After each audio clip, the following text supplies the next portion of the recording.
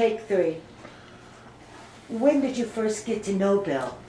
I met Bill back in 1999 when I first got into the Big Ten. At that particular time, I was not on a crew, and I was a floater, so I went around to all the various crews working the game, and Bill's crew was one of the crews that I had an opportunity to work with during my first year.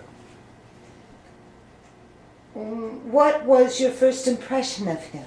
My first impression of Bill was one of a person who was definitely in authority. You could tell that he was the crew chief and that all respect was given to him on the field by all of the officials, and he knew what he was doing. So it was a good feeling being out there on the field with Bill.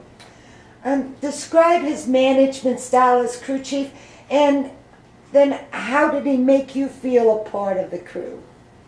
Bill was the type of person that tried to include everyone. He didn't want to just be a dictator out on the field, but you could tell he was the one in charge. He gave us all responsibilities during our pregame, and we all had to live up to that responsibility that he gave us, or else he'd call you out. So therefore, when he gave you a task, all the guys made sure that they knew what they were doing when Bill called on them, and it worked well for our crew. We had a real good crew all the years that I worked with Bill. We were one of the top crews in the Big Ten, and basically that was because we had such a great leader as Bill.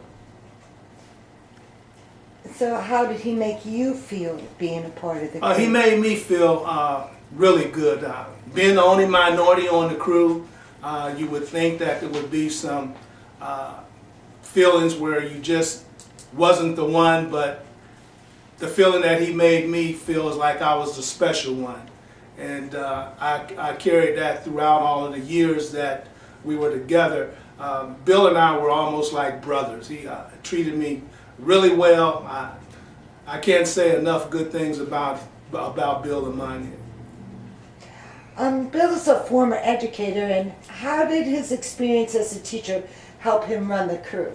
I think all those years that he was in the school system and the structure that he got from being a superintendent and in the school system, I think he used that right along with his football abilities as part of his management style, and that style worked well for us. Do you have a favorite story about Bill? The only thing that I can think of right off the top of my head is receiving a call from Bill one night.